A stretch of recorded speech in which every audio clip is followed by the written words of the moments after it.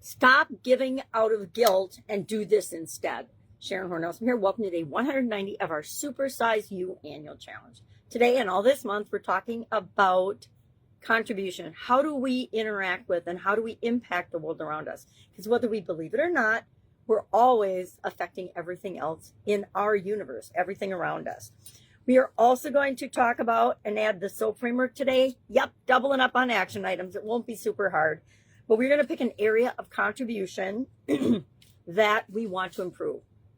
With the SOAP framework, although it can be used for getting our goals, it can also be used for dealing with challenges. I think it is most effective in dealing with the stuff that comes up every day that gets in our way from us doing, being, having, and creating what it is that we want in our lives.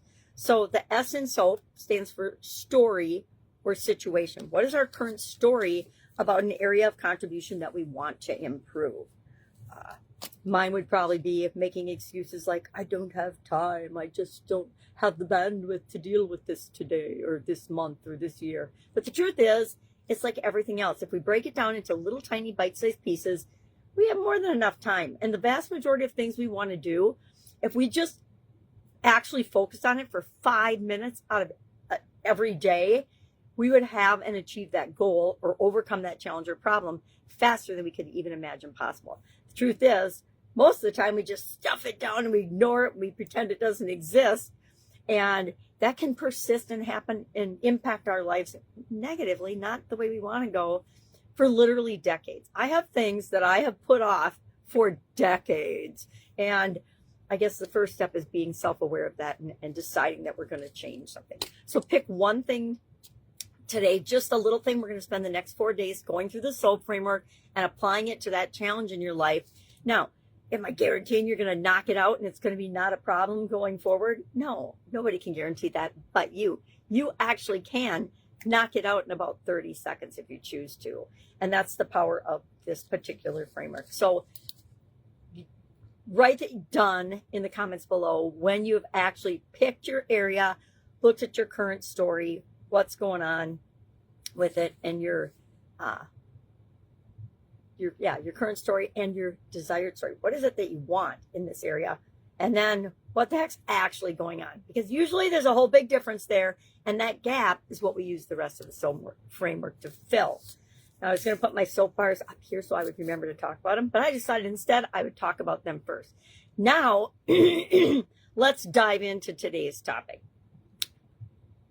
Guilt giving feels really, really good when we do it for a minute. So we might give out of a feeling of guilt or obligation, and we'll feel okay for a couple of seconds.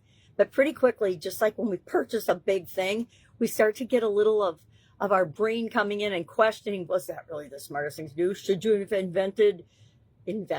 should you have invested, $15,000 in that coaching program? Should you have bought that shiny new car or that shiny new watch or that piece of technology?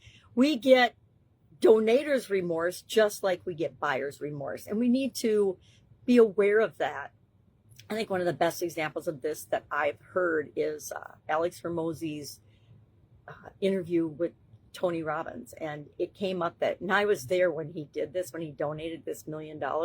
And so you could see the impact that it had on him. And it was basically no impact whatsoever. It didn't touch him at all because it wasn't something that was important to him. He just did it for the sake of doing it so his awesome coach, Russell Brunson, could use it as a story on stage. And like I said, I was at that event and it was awesome that it helped the organization that it was meant to help because it's a good organization. But it was sad to see that there was actually no emotional connection to that, and that and then having it verified years later that my sense of what had happened there did indeed happen it's just gratifying for me to know that I can trust my intuition. I do know what I'm feeling and sensing from other people sometimes. And I think that's important that we all understand that we have those abilities, whether we believe it or not.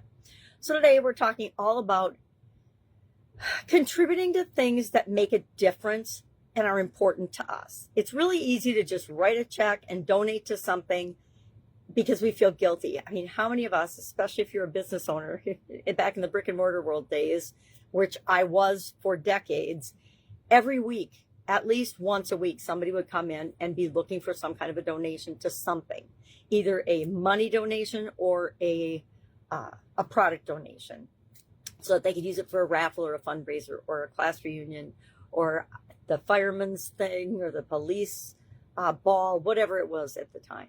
Because they're the options, literally 52 times a year minimum, people would come into one of my businesses or another and ask for something. And I get that.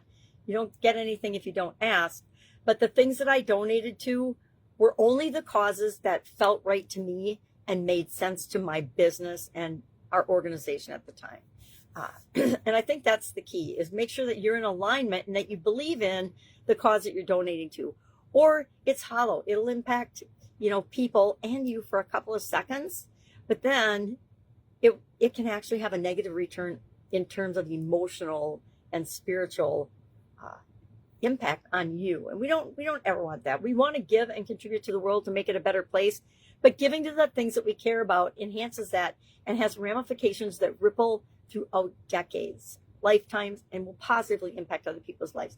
If you give out of a sense of obligation, think of all the times you put money in the Santa Claus ringing the bell pot, and you're like, I don't really want to stop in the cold, because it's winter where I live when Santa's ringing the bell, and stuff some money in the box. But what I used to do to make this easy and feel good is I would make sure I had money in my pockets whenever I went anywhere that there was probably going to be a Santa bill, and then it was easy to do on the way by. So, excuse my throat today. We caught colds yet again, from some relatives. Not all donations have equal impact. We want to give where our dollar does the most good. And I guess this idea really hit me where it matters when after I had my sudden cardiac arrest. After I had my sudden cardiac arrest, I'm like, I'm going to enter the heart walk, which I did. And I did it and I finished. And it was so anticlimactic that I was sad. And then I dug into the organization that I had done this walk for and realized that they're not even doing what they say they're going to do and what the purpose of their organization is. And this experience was what caused me to actually dig deeper into it. A lot of people think if they have cancer, they should donate to the Cancer Foundation or the cancer societies because, I'm not naming names, because they are really working to cure a certain disease, a certain ailment. And a lot of those, if you dig into, you'll find out that's not where the money's going. And so that makes me sad, which leads me to the next point here. You need to investigate any charitable giving that you are going to do, especially if it is financial. But I think it's almost as devastating or more devastating when you're donating your time and your labor and your skills and your energy to something to find out that the organization you're working with has feet of clay. And it doesn't happen to me anymore, but early on it did, and it made me quite sad.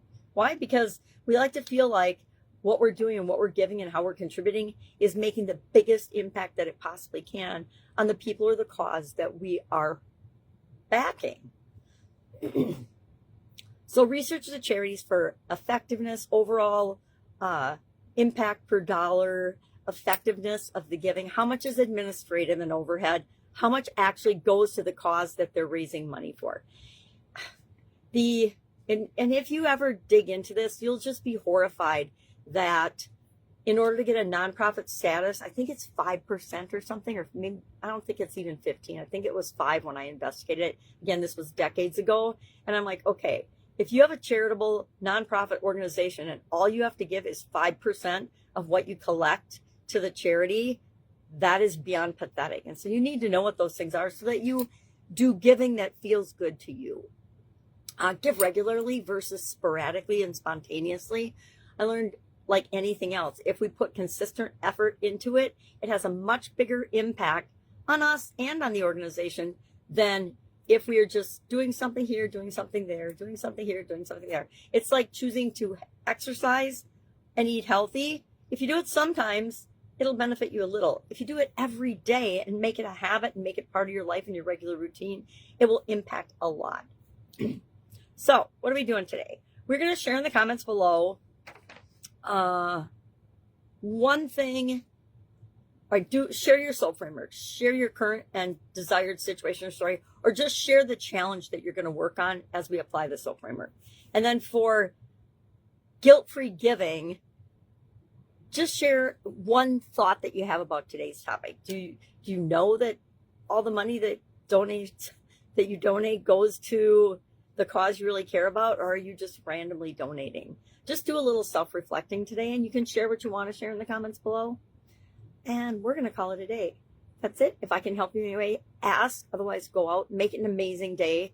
Donate to something you care about, either your time or your resources. And I will, of course, be with you tomorrow.